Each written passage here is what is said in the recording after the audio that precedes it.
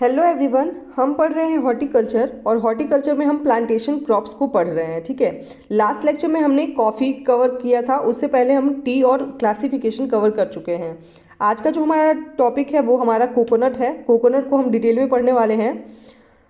Start करने से पहले मैं आपको बता दूं कि अगर कोई हमारे टेलीग्राम ग्रुप को ज्वाइन नहीं किया है तो आप पहले टेलीग्राम ग्रुप को ज्वाइन कीजिए, क्योंकि वहाँ पे आपको जो भी मैं पढ़ाने वाली हूँ उसका नोट्स आपको मिलेगा। साथ ही साथ आपको वहाँ पे डेली क्विजेज भी मिलते हैं, जिससे आपका क्वेश्चन प्रैक्टिस होता है। ठीक है, तो हमारे टेलीग्राम ग्रुप को मस्ट ज्वाइन कीजिए। ठीक है, आपको वहाँ से बहुत हेल्प मिलेगा। लिंक डिस्क्रिप्शन बॉक्स में गिवन है, नहीं तो फिर आप टेलीग्राम पे एग्रीकल्चर स्टूडेंट्स एकेडमी भी सर्च करके ज्वाइन कर सकते हैं। ठीक है, तो चलिए स्टार्ट करते हैं आज का लेक्चर। तो आज हम पढ़ने वाले हैं कोकोनट। कोकोनट का हम इंट्रोडक्शन से स्टार्ट करेंगे। बॉटनिकल नेम कोकोस न्यूसीफेरा, आप सभी को पता होगा कोकोस न्यूसीफेरा साइंटिफिक नेम है हमारा कोकोनट का। फैमिली एरिकेसी, ओरिजिन जो है वो हमारा साउथ ईस्ट एशिया है। ठीक है, इसको हम कल्प वृक्ष या फिर ट्री ऑफ लाइफ भी कहते हैं। बहुत इंपॉर्टेंट है, इससे क्वेश्चन पूछा गया है। किस क्रॉप का क्या नाम है, किस प्लांट का क्या नाम है, वो आपको कॉमन नेम मस्ट याद होना चाहिए, क्योंकि बहुत ज़्यादा पूछा जाता है। ठीक है, तो कोकोनट को हम कल्प वृक्ष या फिर ट्री ऑफ लाइफ कहते हैं। ये हमारा हेलियोफाइल प्लांट है। हेलियोफाइल का क्या मतलब है? हेलो मीन्स होता है सॉल्ट और फाइल मीन्स होता है लविंग। ठीक है, जैसे कि आप हाइड्रोफिलिक सुने होंगे, तो हाइड्रो मीन्स वाटर और फिलिक मीन्स हमारा क्या होता है? लविंग। ठीक है, उसी तरीके से हमारा हेलियो है। हेलियो मीन्स होगा हमारा सॉल्ट और फाइल मीन्स होता है लविंग। ठीक है, फाइल मतलब होता है लविंग, तो यानी कि सॉल्ट लविंग, यानी कि कोकोनट जो है वो हमारा सॉल्ट को टॉलरेट कर सकता है। ठीक है, India largest agriculture imports is edible oil. Coconut का जो ऑयल होता है वो सबसे ज़्यादा इंडिया में क्या किया जाता है? इम्पोर्ट किया जाता है, मतलब कि निर्यात किया जाता है, यानी कि हम मंगवाते हैं। ठीक है, सबसे ज़्यादा हम, आपको पता ही होगा कि सबसे ज़्यादा इंडिया में हम ऑयल का कंजप्शन करते हैं। ठीक है, मतलब ऑयल को सबसे ज़्यादा इंपोर्ट करते हैं। और ऑयल में भी कौन सा है? हमारा कोकोनट ऑयल है, उसको बहुत ज़्यादा इंपोर्ट किया जाता है इंडिया में। ठीक है, मेन रूट्स में go as deep as 10 metre. इसका जो रूट होता है, आपने प्लांट तो देखा ही होगा कोकोनट का। ठीक है, इस तरीके का होता है, और इसका जो जड़ होता है यानी कि रूट जो होता है वो आपका 10 मीटर डीप तक जाता है। ठीक है, coconut oil content lauric acid. Coconut oil में हमारा लॉरिक एसिड पाया जाता है। ठीक है, हाईएस्ट प्रोडक्शन जो है वो केरला जो है वो हमारा कोकोनट का हाईएस्ट प्रोडक्शन करता है, इंपॉर्टेंट है। ठीक है, आप देखे होंगे बीच साइड पे बहुत ज़्यादा कोकोनट का प्लांट पाया जाता है, तो केरला साइड जो है वो बहुत ज़्यादा वहाँ पे आपका प्रोडक्शन देखने को मिलता है कोकोनट का। वर्ल्ड कोकोनट डे 2 सितंबर, 2 सितंबर को हम वर्ल्ड कोकोनट डे सेलिब्रेट करते हैं। ये भी बहुत इंपॉर्टेंट पॉइंट है। Type of fruit drupe. Coconut का जो टाइप ऑफ फ्रूट है वो हमारा ड्रुप है। इसका इन्फ्लोरेसेंस को हम स्पैडिक्स कहते हैं। ठीक है, जो इसका इन्फ्लोरेसेंस है उसको हम स्पैडिक्स कहते हैं। आप मुझे कमेंट करके बताइए कि किस फ्रूट क्रॉप का भी जो इन्फ्लोरेसेंस होता है वो हमारा स्पैडिक्स होता है। बहुत इंपॉर्टेंट है, क्वेश्चन आया हुआ है एग्जाम में, आप मुझे कमेंट करके बताइएगा।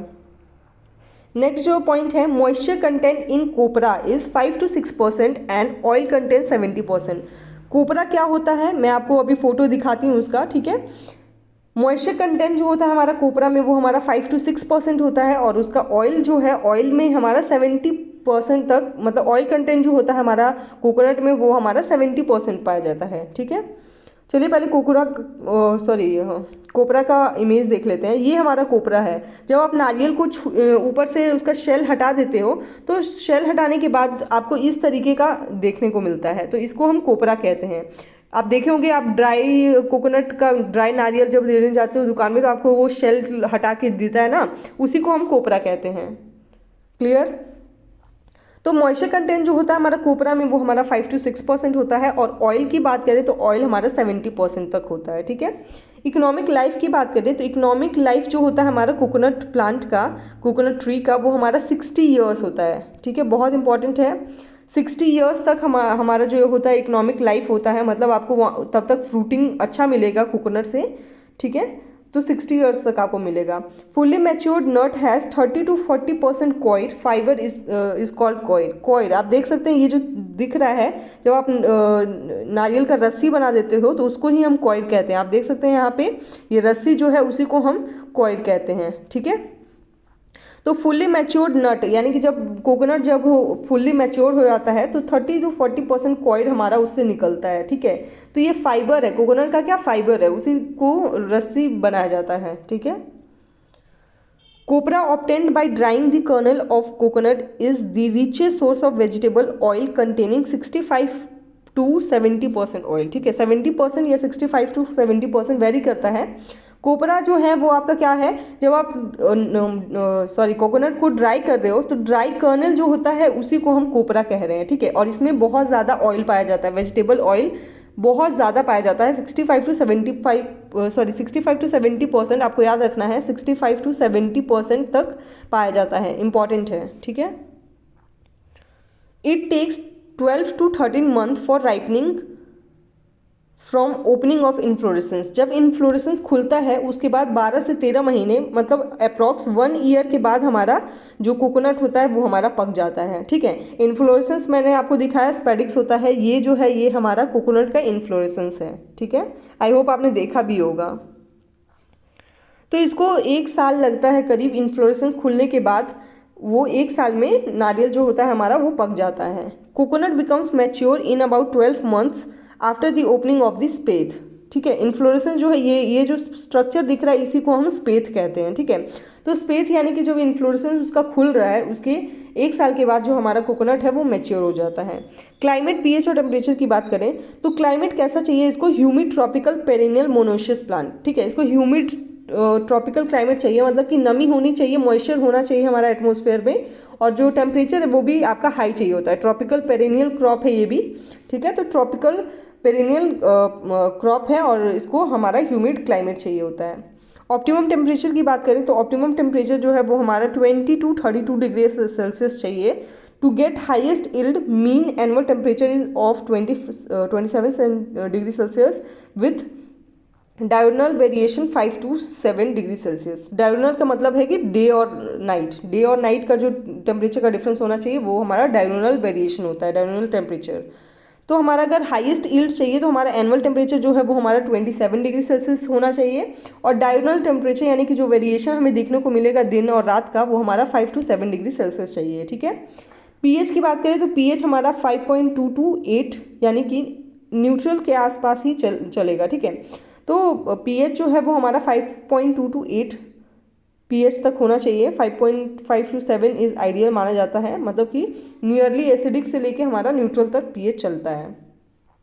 The humidity should be 80 to 90%। Humidity जो है वो हमारा 80 से 90% चाहिए। प्रोपगेशन की बात करें तो कोकोनट को प्रोपगेट किया जाता है with the help of seed, ठीक है। Coconut is propagated by only through seeds. सिर्फ और सिर्फ सीड से ही कोकोनट को प्रोपगेट किया जाता है। In India 9 to 12 months old seedling are generally transplanted. लेकिन इंडिया में हम क्या करते हैं, ट्रांसप्लांट करते हैं। 9 से 12 मंथ्स का जो हमारा सीडलिंग होता है उसको हम ट्रांसप्लांट करते हैं, ठीक है। जनरली यही किया जाता है, लेकिन कोकोनट को सिर्फ और सिर्फ सीड से भी किया जा सकता है, लेकिन इंडिया में हम क्या करते हैं उसको ट्रांसप्लांट करते हैं। स्क्वायर सिस्टम स्पेसिंग, इसका जो प्लांटिंग सिस्टम है वो हमारा स्क्वायर सिस्टम होगा, मतलब कि हमारा प्लांट टू प्लांट और रो टू रो जो डिस्टेंस है वो हमारा सेम होगा, विच इज़ 7.5 into 7.5 मीटर। ये हमारा स्पेसिंग यूज़ किया जाता है in for the plantation of coconut plant. Next हम बात करेंगे वेराइटीज़ की। तो 2 तरह की हमारी वेराइटीज़ होती है, टॉल वेराइटीज़ और हमारा डॉर्फ वेराइटीज़। टॉल वेराइटीज़ जैसे कि हमारा long live for an age of 80 to 90 years. जो टॉल वेराइटीज़ होती हैं उनकी जो लाइफ होती है वो हमारा 80 से 90 साल तक होता है, ठीक है। देखिए मैंने आपको जो इसका इकोनॉमिक यील्ड बताया वो हमारा 60 ईयर्स का बताया है, ठीक है। लेकिन ऑन एन एवरेज यानी कि 60 ईयर्स जो है वो हमारा इकोनॉमिक लाइफ है, लेकिन वेराइटीज़ टू वेराइटीज़ हमारा डिफर करता है। जैसे कि हमारा टॉल वेराइटीज़ है तो इसका जो लाइफ होगा वो हमारा 80 to 90 ईयर्स तक होगा, ठीक है। It begins to bear in about 8 to 10 years after planting. जो हमारा फ्रूटिंग है वो 8 से 10 साल में, मतलब प्लांट करने के 8 से 10 साल में हमारा फ्रूटिंग आने लगता है। वेस्ट कोस्ट, अब वेराइटीज़ जो है वो इम्पॉर्टेंट है, तो आप देखिए यहाँ पे कौन कौन सी वेराइटीज़ है। यहाँ पे जो है वेस्ट कोस्ट टॉल है, कल्प मित्रा है, कल्प प्रतिभा है, कल्प थेनु है, कल्प थारू है, कल्प हरिथा है, चंद्रकल्पा है, ठीक है। तो ये सारे हमारे टॉल वेराइटीज़ हैं कोकोनट के।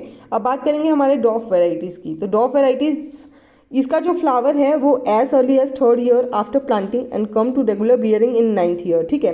फ्लावर जो है वो हमारा 3rd ईयर से ही आना शुरू हो जाता है, मतलब आप प्लांट किए हो, प्लांट करने के 3 साल बाद आपको उसमें फ्लावर देखने को मिलता है, ठीक है।